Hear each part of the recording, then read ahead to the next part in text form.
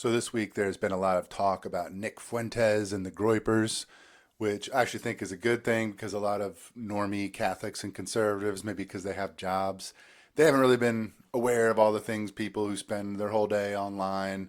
Sadly, I kind of have to be one of those people because I work in the news business for my day job. But but they're not really aware of all these little cliques of people that form. A lot of them are like Gen Z people that are just trying to entertain themselves, basically. But what I think's even more dangerous than the Groypers and the Fuentes people, because I think a lot of them don't really actually believe what they're saying. It's just sort of a. I remember growing up, there was this thing, Faces of Death. It was like this video. People would be, "Oh, have you seen that?" And it was like the most gruesome ways to die. And it is this video of showing. This reminds me a little bit of that. Just something like Two Girls, One Cup was another thing. Thankfully, that was younger generation. Some gross pornographic thing that people would watch that was so disgusting people would throw up. But this feels to me a little bit like that, where it's like we're bored, we're trying to find some edgy and extreme. It's like probably not very many of these people actually believe this or would be willing to say it without being in a non-account. Like if their mom asked them about it, they'd be like, "No, I don't really. I'm not a groyper." But what I think's more dangerous are these actual adults, including I don't want to say a priest, but he used to be, a priest with faculties. He's had that stripped from him, although still wears the little collar, of course, because he wants some authority. But the Father Modsley, but people like him and these sort of rad trad accounts that spend all day also talking about the Jews, but they kind of mean it. I think they're a bit more. Because they're adults and because this is kind of their job, and they put a little bit more of a religious and philosophical spin to it rather than just throwing around the N word and making little memes. It's like they kind of believe this stuff. I think they're a bit more dangerous. I will say, obviously they're a very small minority of Catholics, because even just Catholics who go to, the Latin Mass is like a fraction of 1%. And these, I think, are a fraction of that. They just happen to be people who also spend all day just like sitting on their computers and writing angry things. And probably a lot of it is, you know, paid for by Qatar, all that kind of stuff that, they're not, some of it, because anonymous accounts, like how much of it is real, how much is people trolling, how much of it's, farmed out to, a psyop for some other government, who knows really. But I think it's good that attention is being pointed on this, but I think people should also be aware that there's this little clique of really pathetic actors that spend their day like saying, "Oh yeah, Nick Fuentes is really cool," and he says so many good things, even though he does sort of not align with us on Catholic traditionalist practices, but a couple of them. I've actually talked about both these people in other videos. The Avoiding Babylon show and Father James Modsley. And they get together from time to time because they're so well aligned. But just so you can see, what they're up to, what they're about. This is just from their latest show. And what they say about Nick Fuentes. A bunch of people are being anti-Fuentes, and they're coming to his defense. If you say Christ is our king, therefore the way we treat our enemies is to treat them justly and with mercy, but not for 1 second will we let them have influence in the public space. Then everybody, by treat your enemies, he means Jews, and by with mercy but have no room for public space and government and culture, he means basically don't let the Jews vote or hold places in government or have companies, media companies, or banks. Basically, they want to just strip the Jews' influence from culture because they're our enemies, yada, yada. But everybody wins. Literally everybody wins. And so that's why I like Nick Fuentes. And people come out with all sorts of... That's why I like Nick Fuentes, by the way, because, is what he's saying, because that's what Fuentes says as well. He said explicitly that this cabal of perfidious Jews needs to be executed once the authoritarian Catholic powers come, take over America. So these guys are all about that stuff, reasons why you should have a problem with him. I can see that. I can see a lot of it is gossip and made up. Some of it's true, but that's not the point. He's got these three principles correct, without which we have no hope. And that's what we should hope for from political actors. He doesn't pretend to be a Catholic teacher. And if people push him on Catholic issues, I certainly don't agree with everything he says there. But when he's at his best on Christ the King, it's awesome. Yeah. And for someone in politics, that's what we need. Yeah, I think Nick was just kind of raised in the Novus Ordo milieu, you know. So some of his Catholic takes are very just, you know, it's just very that's kind of the catechesis that he was raised in. So like he kind of made a goofy joke about like having devotions to the saints as like the Pokemon cards of Catholicism or something. But I'm a little in. That's actually worth saying. Let me just put that in there because I actually thought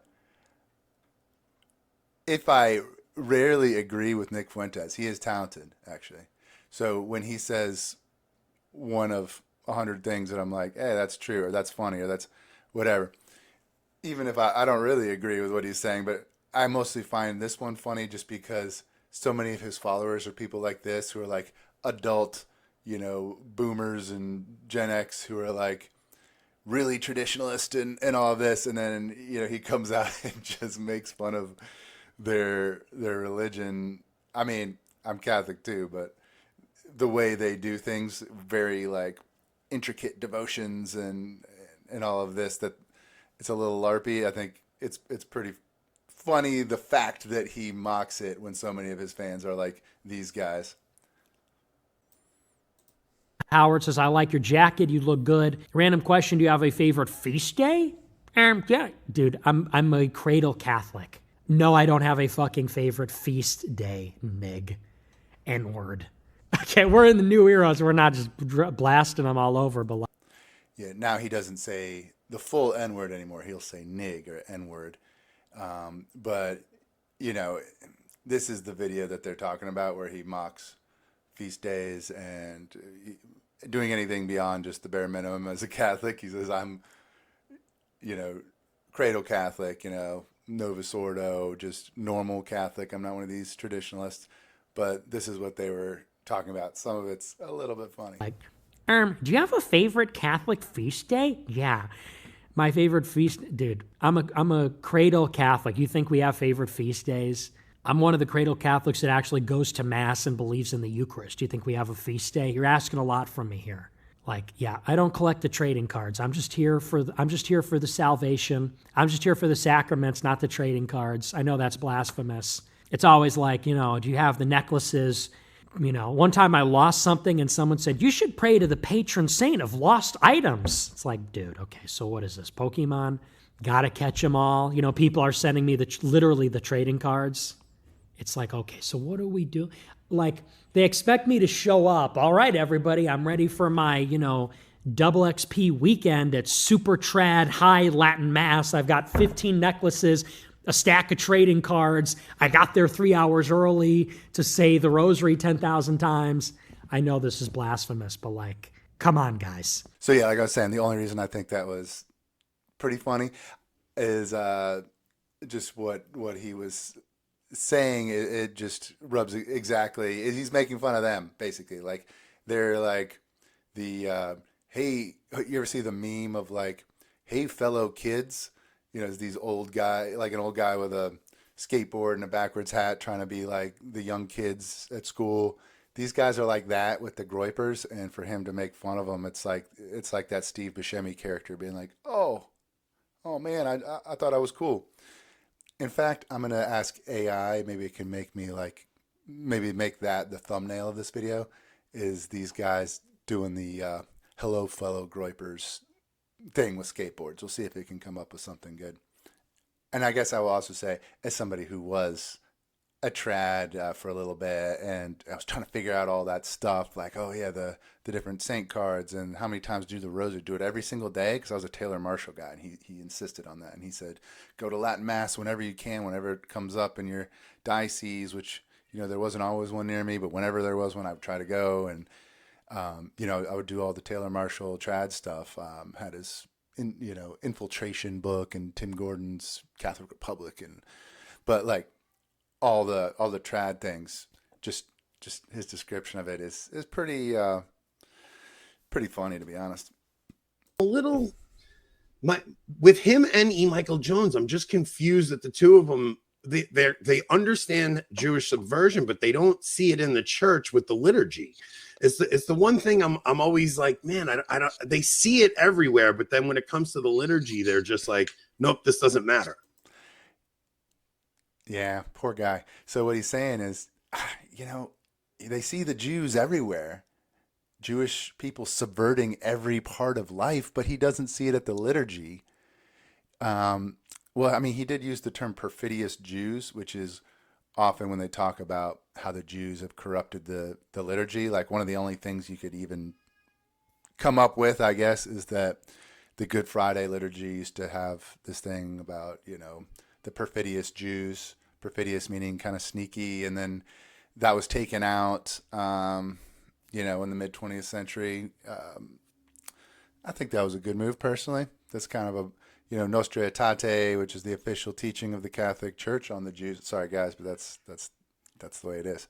It says, we can't blame the crucifixion, the death of our Lord on the Jews, all Jews of that time, and definitely not all Jews of our time, because that's kind of making it way too broad of guilt there. There were Romans involved, and also we got to see it as ourselves being involved, our sins, putting them on the cross. So they took that word out. But when Fuentes was talking about we need to kill all the Jewish cabal, that's when we take over, put them all to death, he used the term perfidious Jews. So maybe that was a nod to these kind of guys that, okay, I do see the Jews everywhere, maybe even including the liturgy, even if I'm going to make fun of y'all's like practices and rosaries and all that, playing cards as he calls them. But yeah, they're a little disappointed. E. Michael Jones, my goodness, that's like that guy's a true nut job. But they say they like him. He's like an older version of Fuentes. He's his own world over there, E. Michael Jones. But the Fuentes, great job noticing the Jews everywhere, but you missed a spot. You missed a spot in the liturgy. Yeah, I'm grateful for what they do that is good, and when they're at their best, and it's awesome. And E. Michael Jones, Nick Fuentes are incredible when they're doing the best that they do. And I'm not surprised at all to disagree with them on other stuff. I think the liturgy is the number one question, Yeah. but very few people are there with the liturgy right now. And I had no idea about it before Pope Benedict. Back 20 years ago, I was clueless about the traditional mass. So I think a lot of those things are best left to nature, as it were, and to God's grace, and not to push people too hard on areas of disagreement when it's not necessarily the thing they're offering as what they're specializing in. Yeah. We can all expect to be wrong on a whole lot of stuff. Yeah, of course. That we've not looked into. So I'm glad for what they say about the Jews. I'm glad for what they say about the Jews, even if they missed a spot. Read E. Michael Jones's Jewish Revolutionary Spirit during the COVID things, and it really opened my eyes that he gave a spiritual sense to history, which I kind of had that in the positive side from Christ as the Lord of history. It had never occurred to me, this is embarrassing, that there was the negative Antichrist spirit working throughout as well from the shadows. Like I would have thought it's something disjointed that comes up here and there in somebody's life. And this is the problem: is they see the Jews as the Antichrist, like as a group of people, that the spirit of the Antichrist is always present in those who killed Christ, those who rejected Christ. It's like the number of people in the world that actually try to live the Christian faith is sadly pretty small. And there are atheists around, there are Hindus around, there are Buddhists, there are all manner of people that you're going to come across in your day-to-day life. And we're not really supposed to obsess about them to this degree that they don't accept Christ, and that we're supposed to love them and try to bring them further up the mountain. If they're atheists, help them to believe in God. If they believe in God, help them, introduce them to monotheism and Jesus. And if there's some sort of Christian, and keep inviting them up the mountain of participation. I would say, if you read like Vatican II on this, Lumen Gentium 16, it talks about kind of almost the levels of religion, where the fullness of truth subsists in the Catholic Church, but then Orthodox and Protestants also have a ton of grace by their sacraments and their beliefs, and then monotheists, especially Jews, after that, and then Muslims, and then further down the mountain. But you're not to quote Pope Francis, I'm sure these people aren't necessarily fans of him, but you're accompanying people. So if you meet somebody who's really on the fence about God, you accompany them on that. You don't be like, you piece of, you're going to hell and you're a satanic force in the world, and all like that. You're like, all right, let me accompany you to the next level up on this mountain of participating in truth, beauty, and goodness, which is God exists. Let me walk with you on that and talk with you on that. Show them truth in love. It's not just this black and white in or out thing that you yell at them all the time. But yeah, like I said, they're obsessed. But to see that there's a continuity to it, it's not a perfect continuity, because the Talmud and then the Kabbalah and Zohar, they do contradict each other and try new things, because this point about the Talmud contradicting itself, and they'll bring up, like, one rabbi says that Yeshu is boiling in a vat, or was sent to hell and boiled in a vat of feces, and it's not even certain that he's talking about Jesus. There's a lot of different interpretation. What's Yeshu? Who's that? There's like the first or second most common name throughout all the period. But the Talmud, anyways, is discussions on various topics by rabbis disagreeing with each other. So it'd be almost like taking all the saints for the last 1,000 years and taking their opinions and putting them in a book on topics and saying, oh, this guy thought this guy thought that. Importantly, on hell, anyways, Jews tend to believe Gehenna is like a 12-month purgatory, kind of. That's why you're not supposed to mourn your family members if they die. Your parents, they say, it dishonors your father and mother if you mourn them for longer than 11 months, because then you are assuming that they got the absolute worst punishment in the afterlife, 12 months, before moving on to Gan Eden, which is their, it means Garden of Eden, it's their heaven. So even if Jesus was, in their mind, according to one rabbi, thrown into hell for a period, or Gehenna as they call it, it's a short time. It's 12 months. That would have ended in about year 34 AD. And there are many others, like Maimonides and others, who would dispute, the negative portrayals of Christianity and have more positive ideas of Christianity. And so it's not really part of mainstream Judaism. And as he says, there's a lot of dispute between these different books, and there's debates. So there's a quote people say where you get two rabbis in a room and you have three opinions. They like to kind of like, what's the weightier matter of the law? What's the way? Is it this or is it this? Let's discuss.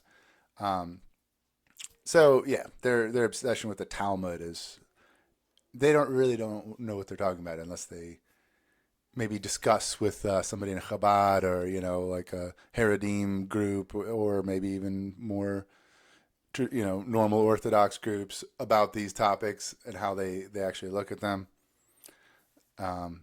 Contradictory. Okay, so I guess they only have 2 clips from this latest episode, and with Father Modsley here. Sometimes I don't really like to say Father Modsley per se. Like if your faculties are taken away and you just keep bashing the church over and over again, we'll call him Jim. So here with Jim, they had 2 different, rather than watch the entire episode, I'm saying I'll just take the 2 clips that they put out, because I assume that's kind of what they're proudest of So the other one looks like it's about World War II and the Jews. Um, Before I get into that, just give you a little context here. I thought this was kind of hilarious. So it on this new video, somebody asked, "Hey, is this a new interview after Modsley was banned from X?" And Anthony, the guy who actually talks on the Avoiding Babylon, said yes. And then somebody else is like, "Over under on when Father brings up the Jews," and Anthony says, "Took him 13 seconds." The reason I think that's funny is in the other one I did on Modsley, I thought it was really hilarious that he was asked to introduce himself, and he was like, "Hey, my name's Father Modsley, yada yada. I used to, I'm a disgraced former priest, and like the Jews are trying to take over the world, and they've infiltrated the church, and they've destroyed everything." And it was just a little bit like, oh, yeah. I'm sure that's like if you met him at the grocery store, he'd say the same thing, like, "Oh, hey, Father, how are you?" "Good. The Jews they're everywhere." He'd say something like that. So I thought it was funny that same thing here. Took him 13 seconds. He's kind of obsessed. Probably wasn't even asked about the Jews, like when they said, "Introduce yourself," and he brought him up about ruling the world or infiltrating the church. And the other funny part of that was that he got banned from X. Do you know how hard it is to get banned from X? Nick Fuentes isn't banned from X. Nobody's banned on X. Just think what kind of a priest you are to actually have gotten banned from X. So he also was banned from YouTube. And so out of curiosity, a while back, I looked at his Rumble, and it was just crazy stuff like Hitler, good leader, Auschwitz, no killing. It was just like a spa for fun. And he just had all this stuff about the Holocaust and Hitler and stuff that like, history 101 class of World War II would be like, okay, all that stuff is obviously not even in the ballpark of true, but I like to call this the never happened but should have messaging, where there's a lot of people who are like, they spend all day trying to both show that the Holocaust didn't happen, but also show that the Jews deserve the Holocaust. And you literally get, like under Modsley and Anthony's videos, these people who use that exact phrasing. So I think it fits. Like here, Anthony says, that Holocaustianity has replaced Christianity because of Zionism and the Jews and blah, whatever dumbass thing he said. And then somebody else said the Holocaust happened, and it was evil. And one of his fans said never happened, but it should have. So that's the kind of thing you see like all the time, where basically that's what they're trying to say is it didn't happen, but it should have. And what's interesting is Anthony never pushes back on that. Whenever I look at his Twitter, and every day he says something, like yesterday he said, "Have any of your opinions on the Holocaust changed recently?" Like kind of a softball to the Holocaust deniers. And then everybody was saying, yeah, both saying never happened, but should have. But interesting that he never really pushes back. Like on this one, he didn't say, "Hey, man, that's not cool to celebrate the, throwing a bunch of little children into, unmarked grave and shooting them." And, that's, or, throwing them into an oven, which they probably don't believe happened. But the should have part, even if he doesn't believe in the Holocaust, probably not good to kill kids, or who knows. Just interesting. There's always a lot of likes on those comments, but very little pushback, which wonder what that says about Anthony's beliefs. But let's keep going. And we all have this idea that Hitler wanted to take over Europe. It's complete nonsense. It was England and France who declared war on him. He didn't want to. He wanted war with the Bolsheviks. Oh, ho, ho, ho, ho, ho. Now, I'm no historian here, but what I kind of remember from the little bit that I've read here is that Hitler wanted the Sudetenland, Czechoslovakia.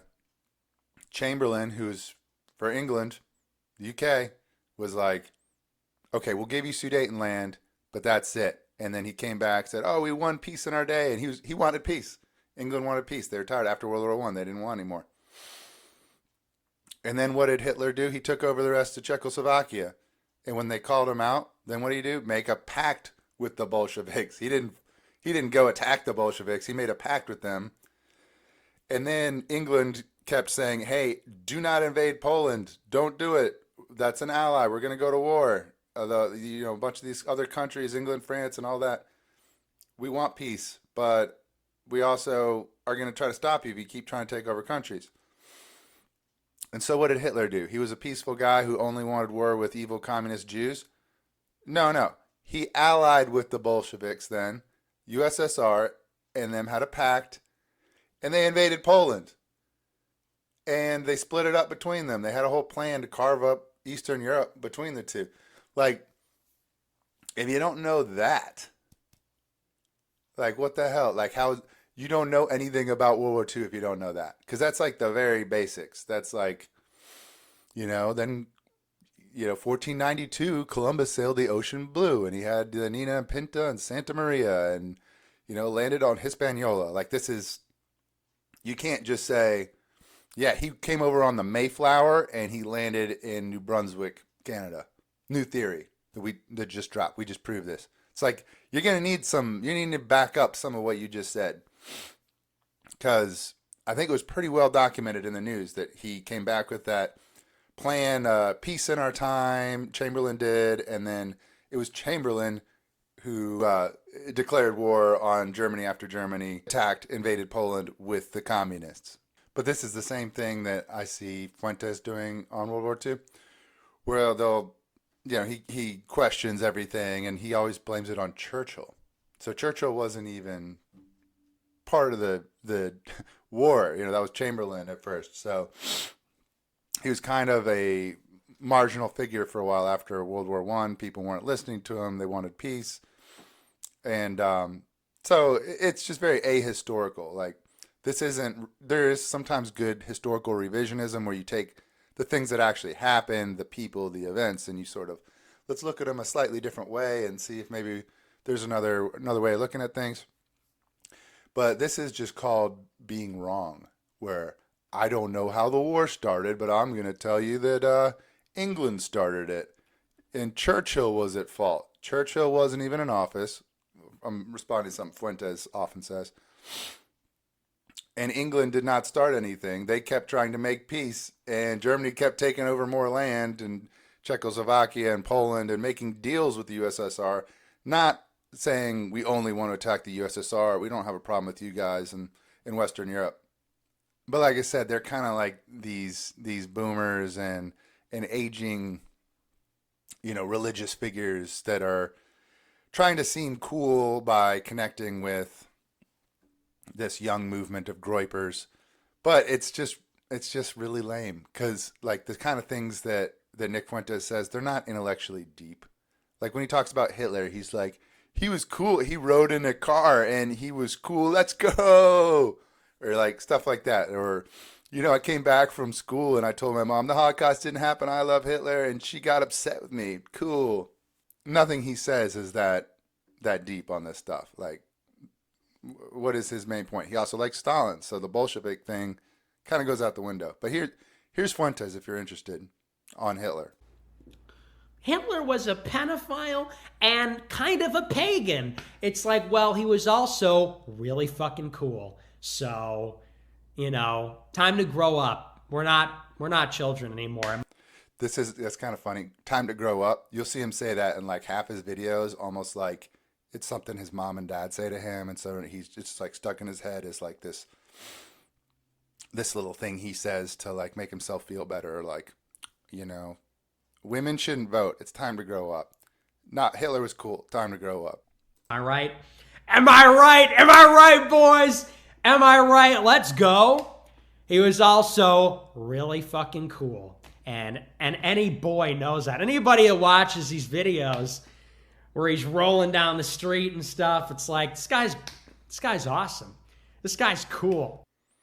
That was deep. Yeah, he was rolling down the street. So that means, he could drive in a car or have somebody drive a car for him. So cool. But you see, like with the other video, I mean, he's just a kid. Even if he's like pushing 30 now, he still acts like a little kid. Like, I don't want to play with your Pokemon cards. I don't want to Hitler was cool. Am I right, guy? Like the level of, depth to his points here, it's pretty weak. That's why I'm saying, like, I don't feel like long term he's much of anything. But the ones that are actually a danger are these priests, apparently former priests and Catholic commentators who are trying to like, hey, we're just like you kids, right? We're kind of cool. Anthony always uses the term boomers, like he's not almost a boomer himself. I mean, Rob looks like he's a bit more like my age, like maybe early 40s. But then, Father Modsley and Anthony, they're like mid 50s. Like you probably should move on and like Nick says, time to grow up. Time to grow up. Okay, so out of curiosity, I went to Tony's page and looked up the word boomer. And it's even though he's like mid 50s, he uses it like, hey, I'm one of the kids. You boomers. Boomers is a state of mind. It's not an age. Hope every Zoomer finds a girl who likes him as much as my boomer dad loves Israel. He took away my car keys because I don't like the Jews like he does. Boomer. Yeah, he's just got, you can make this go on and on and on. Boomer's indeed a mindset. I'm cool like you. It's not an age. YouTube thinks I'm a geriatric boomer obsessed with retirement. I'm not. Okay, boomer. Okay, boomer. It's the definition of try too hard, old guy trying to be cool with the kids. All right, let's see what else he's got to say about Hitler. Do we hear it all? Hitler was a Yeah. Don't worry about somebody being a pagan and a pedophile. If they know how to have, their chauffeur drive them around in a car, and, that's pretty cool. Yeah, real deep, real deep. Maybe we go back to the them defending with their World War II theories. Let's see. Let's finish that one. And that makes complete sense. But all the time the Jews want to take over the world because they're not... Wait. I missed something. The Jews wanted to take over the world? How do you get back there again? I thought he was saying England started the war. Let's go back a little bit. It was England and France who declared war on him. He didn't want to. He wanted war with the Bolsheviks. And that makes complete sense. But all the time the Jews want to take over the world because they're not thinking of the afterlife. Jews don't believe in the afterlife? They do. They believe in Gan Eden. And they believe in Gehenna, which is like a purification for Gan Eden. Some people don't get selected for the resurrection. So it's not quite like Christianity, but there's a variety of views. There's some Jews that don't believe in the resurrection. But also, yeah, that was another quick jump to the Jews.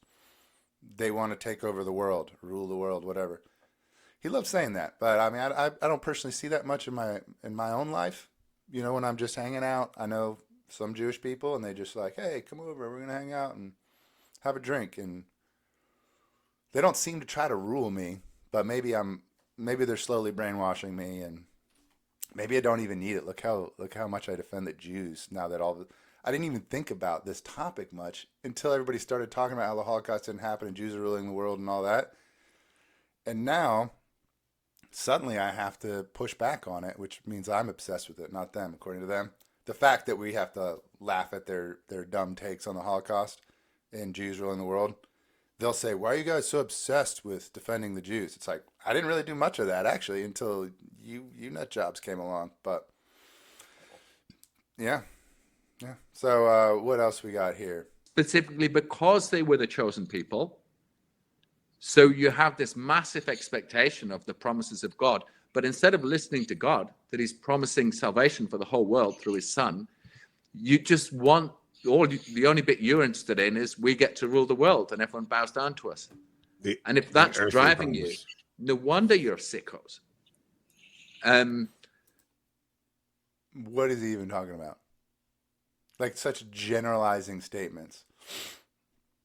They want to rule the world because you're like psychologizing this entire group of people that honestly, you could say anything you want to say about the Jews, you could say about Episcopalians, like, or these kind of waspy mainline Protestants. A lot of them were in the Freemasons, they were deists and mainline Protestants that were part of the Freemasons too. It wasn't just Jews. A lot of them have kind of intellectualized their faith to a point where it's not that real to them in their daily life.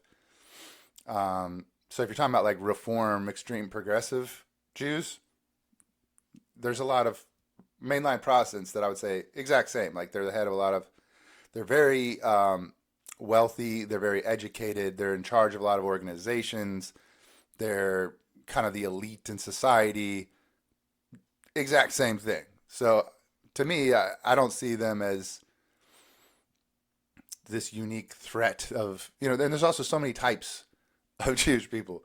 I could have think of like 5 different subgroups of Jewish person. You have sort of the Middle Eastern Mizrahi Jews that are pretty similar culturally to like Arabs.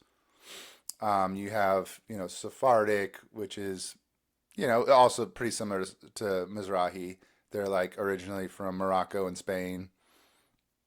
You have a wide variety of Ashkenazis. You have liberal ones and conservative ones, and you have the Haredim and Hasidic ones, and then you have pretty conservative Orthodox who are not like that. So that's already like 5 or 6 right there. And I see, if you get like Ezra Klein and Dennis Prager and Ben Shapiro and Dave Rubin, like their interests are wildly disparate. They're all over the place politically. Whatever, like this is all just, when you draw these giant blanket statements, it's not even worth talking about. It's like, okay, that's what you think. Like if somebody was like, all Swedish descended Americans are like this, I'd be like, some of them are, a lot of them are like humble, quiet. You should see my Uncle Jack before he passed from COVID, or my sister, or my Uncle Jack's daughter. They are not humble and quiet. They're pretty strong, forceful people. The Vikings weren't humble and quiet. I think this kind of mass generalization that Nostra Aetate says not to do is kind of worthless. So it's not so much that they're lying and their evil twisting of history and projecting their psychoses onto other people's. It's that the church let go of what is our charge and duty to protect and treasure, which is, again, it's the life of the world. It's not like this is an option. When people talk about the Novus Ordo and the traditional mass, the moment they talk about what they like and their preferences, I think, what are you talking about? Oh, I like this, I prefer that. Mm-hmm. So he thinks the Jews like changed the mass. They're talking about the 2 forms of the mass, the Novus Ordo, which is just the ordinary form of the mass, I think is the right way to phrase it, not the Novus Ordo, and the traditional Latin mass, which is what the mass used to be, is in Latin. It's like, it doesn't matter what people want. Like Sacrosanctum Concilium was voted, I believe, like 2,200 to 4 in favor of adding vernacular, but that doesn't matter that people wanted vernacular. It doesn't matter that the first Archbishop of the United States, John Carroll, begged, in the 1700s for vernacular. That's just people's opinions. They don't like this guy facing away, whispering in Latin, these low masses. Almost everything was a low mass back before the change, which is, it means no music, just a guy up there whispering while your kids are freaking out. But it doesn't matter what people want. It doesn't matter. What really matters is there was like a clown mass one time in the 60s, and we got to keep bringing that up. And, like a normal Anglican hymn with like a normal long sermon and more scripture now and things being done in the language of the people. That is all just, even though the church, who we're supposed to follow, said this is the way we're going to go by an overwhelming majority, we know better. The guy who's not even a priest anymore says, and these 2 little Nick Fuentes, pick me guys, they know better. They know better. And so that's what we got to do. We got to realize the Jews stole our real mass. They probably like put a bunch of fake plant bishops in there or brainwashed them. And now they rule the world. So this is the most important thing. And of course, they twisted history with their lies when really, the Holocaust never happened, and Germany was the nice guy, and blah, blah, blah. This is about the dumbest thing I've listened to in quite a while. Only about God, the eternal living God. What is due to him? What should we offer to him? And if you don't even have to say the prayers of the traditional missal are so much better. Of course they are. And the rituals, of course they are. They're so much more reverent. They so look after the particles of the host. I like this where he's like, it doesn't matter what your opinion are. Oh, but those prayers are so much better. I like them better. And it's like, it doesn't matter what you believe, bro. You follow the bishops, or you didn't, and that's why you're not really a priest anymore. But it doesn't really matter what your opinion is. If you don't like Catholicism, there's other options, really, rather than trying to form your own version of Catholicism that's like some LARPy middle-aged thing that you think it should have stayed as. Sorry, that's not what it is. You know, I guess you could go be something else. Go be a Muslim. Go be Eastern Orthodox. But I think the main thing for me is that you realize that Christ asked us to have charity on all those who we disagree with. And your obsession with Jews all day, every day, of them ruling the world, and them, you know, they're the spirit of the Antichrist and all this. Even if you always end whatever you say with, but we have to have charity. It's like, you say that, but everything you do and say is the opposite of that. So, but the main thing to me is follow truth, beauty, and goodness, God's charity above all, which, for whatever reason, you're obsessed with the language Latin over Christ's message. Why priests don't do this in Mass anymore? I don't know how they can live with themselves if they believe in the real presence. And I don't know how they can be priests if they don't believe in the real presence. It's not even that. It's that we've been charged with keeping tradition. And most people, and me for most of my life, was too retarded to realize how important that is. Oh, he's getting edgy. He must have been watching a lot of Fuentes, like he said. Too retarded. All these people are retarded.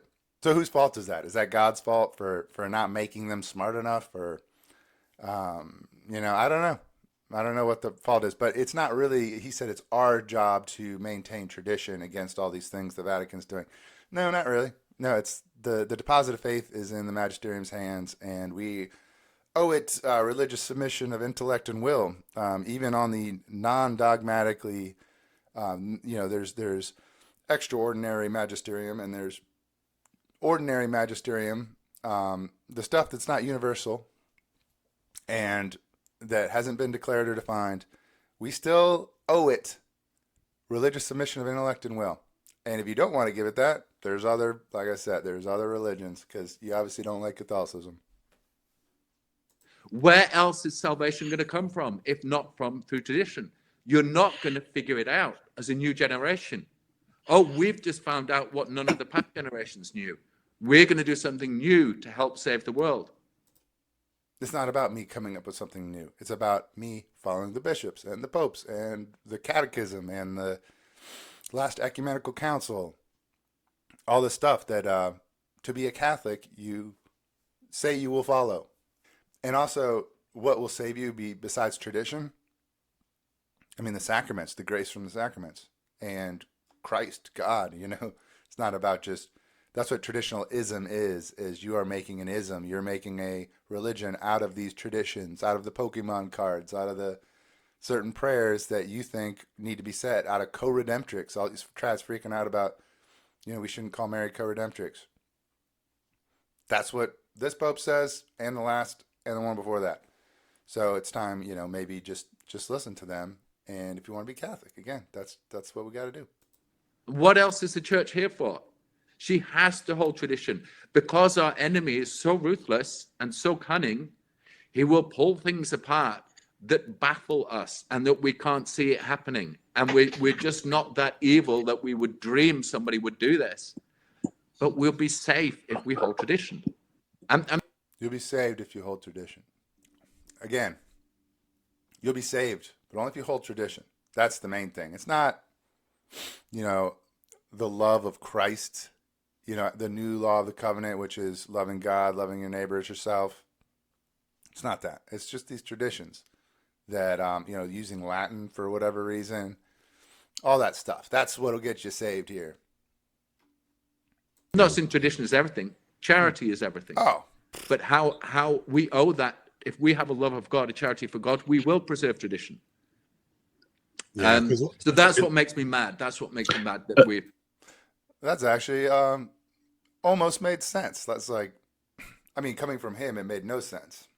And that's it's kind of the annoying part of guys like this. Fuentes does it all the time too. These guys do it where they'll go on, they'll spend their whole day about how there wasn't a Holocaust, but there should have been, and we love Hitler and we hate the Jews, and we don't live around black people. Nick says that Fuentes's stuff on race is funny. Like when Fuentes says black people are low IQ criminals that should be all should be in jail, and nobody should live around them. That's funny, but also charity above all. You know what I mean? Charity. That's the important thing. And the only way you show charity is by holding to the traditions that this guy likes about, the low mass and having the word perfidious Jews in the mass and all that. That's what's important. That's what gets you saved. So yeah, that's pretty much it for me. My main point is I think these guys are more dangerous than Fuentes. Because Fuentes he's got all these Gen Z, like, just bored people trying to find some extreme online. Very few of them believe it. But these guys, these like, hey, how you doing, fellow Gen Z? Aren't those boomers and their, love of neighbor, aren't they cringy? And shouldn't we all, go back to before Vatican II? And shouldn't we all hate the Jews? And these guys are much more dangerous. And, they're just obsessed with a couple topics. The Latin Mass, hating Jews. Pretty much, if you want to know, if that's what gets you saved, this is a pretty shitty world, to be honest. Is just hating Jews and talking about the Latin Mass. Okay, so that's all we got. Nothing more interesting to talk about.